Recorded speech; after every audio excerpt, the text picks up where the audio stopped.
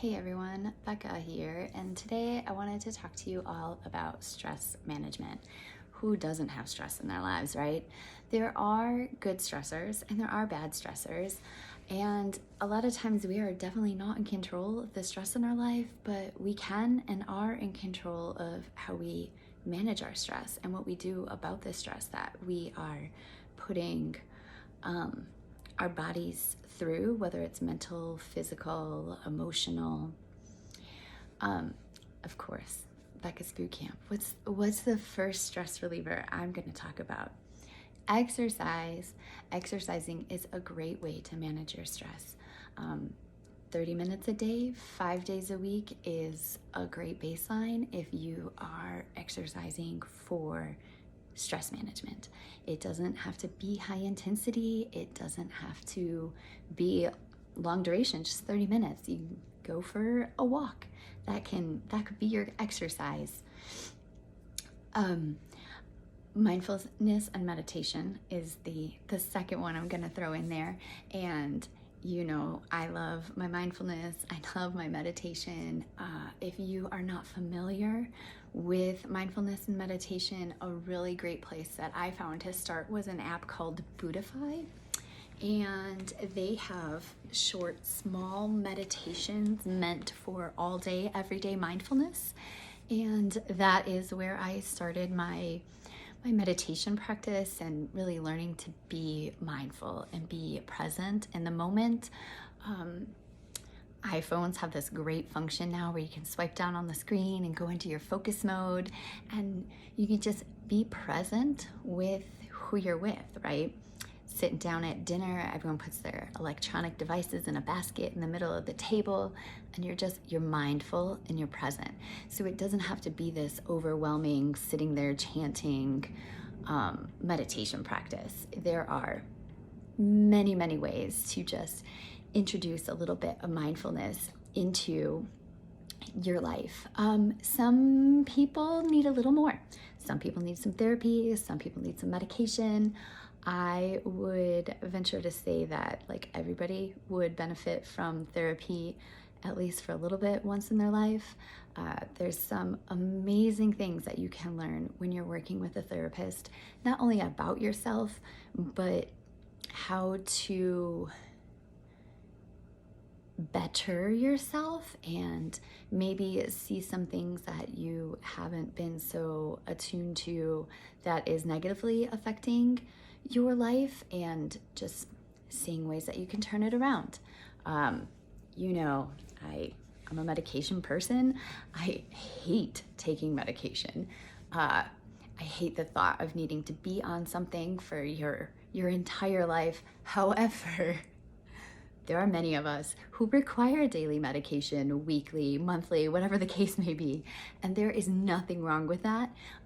In fact, like, we should give ourselves the best advantage to be as efficient and effective as possible, and it can really help our stress management to have hormones and chemical imbalances, blood sugar levels, blood pressure, like all of that, to just have that regulated. And if our body's not doing a good enough job on its own, you'll notice a huge stress relief when you are able to find the right medication that will help you to control that. Along with like therapy, there's also like coaching. Maybe it's a life coach, maybe it's a personal trainer coach, maybe it's a business coach. There's so many different types of coaches out there, and so maybe you're not at a place where you need a therapist, but maybe you would benefit from a coach, whether that coach is going to help you take the stressors in your life and find ways to change what you're doing so that you can change the stressors, or maybe they'll just give you a better way in which to manage it. You never know. To me, okay, so I said earlier, like, exercise, go for a walk. I know by now probably most everyone has heard of the Hard 75, and part of the Hard 75, one of those exercises every day needs to be done outside. And I think that being outside is so underrated, and it is a great way to help us manage our stress. Our bodies produce vitamin D, and we get that ability to do that from the sun. And especially here in the Midwest, like there's not always a ton of sun. And so if it's sunny outside, sometimes you can sit by a window and get that vitamin D. But even if it's -5 degrees outside and it's pitch black, bundle up and just stand outside for like 30 seconds. And it's amazing what just breathing some fresh air can do. If it's nice enough, go outside in the grass barefoot and feel like a real grounding. If you can manage a walk outside every day, even if it's a quick little one, it's amazing that like it helps us lower our stress levels, but it also helps us, like as you're just outside, it helps you come up with ideas on how to best handle the stress that you're under. Eating healthy can always help us with our stress management, because if we're filling our bodies with foods that are hard to digest or that our body doesn't tolerate well, or causes huge spikes and fluctuations in our blood sugar levels, we're not going to be at our best and we're not going to handle stress the best. So eating healthier is a great way to manage our stress. But there's so much misinformation out there. At the most basic level, just eat more real food.